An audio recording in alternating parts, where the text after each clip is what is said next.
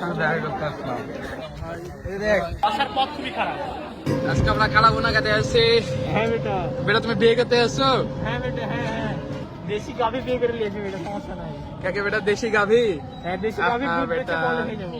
মাকে বলে আই বাপ, মাকে তাড়াতাড়ি ফোন দে, বল আমার ফিরছি না বাড়িতে, মাফ করে দিও। বলে যে 1 লাখ বলে 50-এ দিবা, মামা বলে রাজি।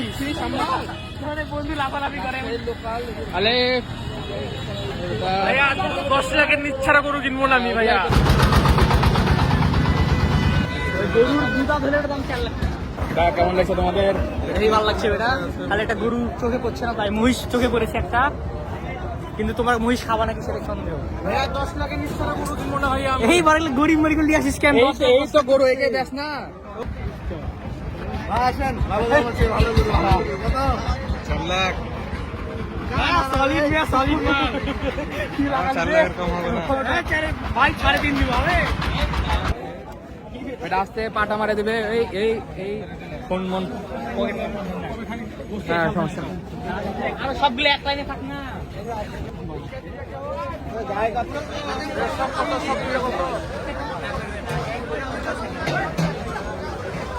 ওয়াও ওয়াও, মনের মতো কোনো গরু নাই এখানে, 10-20 লাখ টাকা ছোট কম হয়ে গেছে। এ তো ঢুকালে জীবন আন্ধার হয়ে যাবে। আল্লাহ আল্লাহ।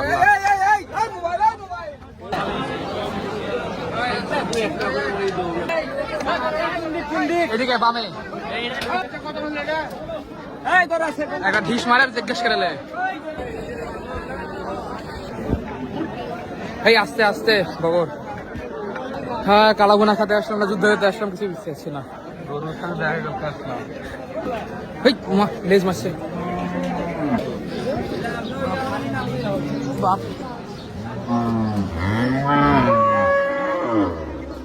এটা কেমন লাগছে? আসে হানিবে আসার পথ খুবই খারাপ।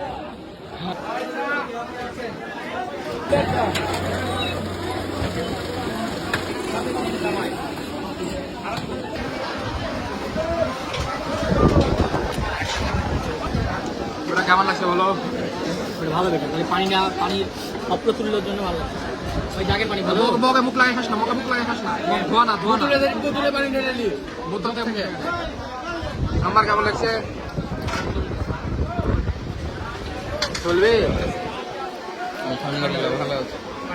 জীবনের এই অবস্থা কেন? অনুভূতি খুব খারাপ বেটা, খাওয়ার ভালো ছিল, বেশি খেলেছি। পেটে জায়গা নাই রে বেটা, মরে যাবো মনে হচ্ছে। আমি ঠিকঠাকই খাইছি। আর আমার তুই কেমন খাইছিস?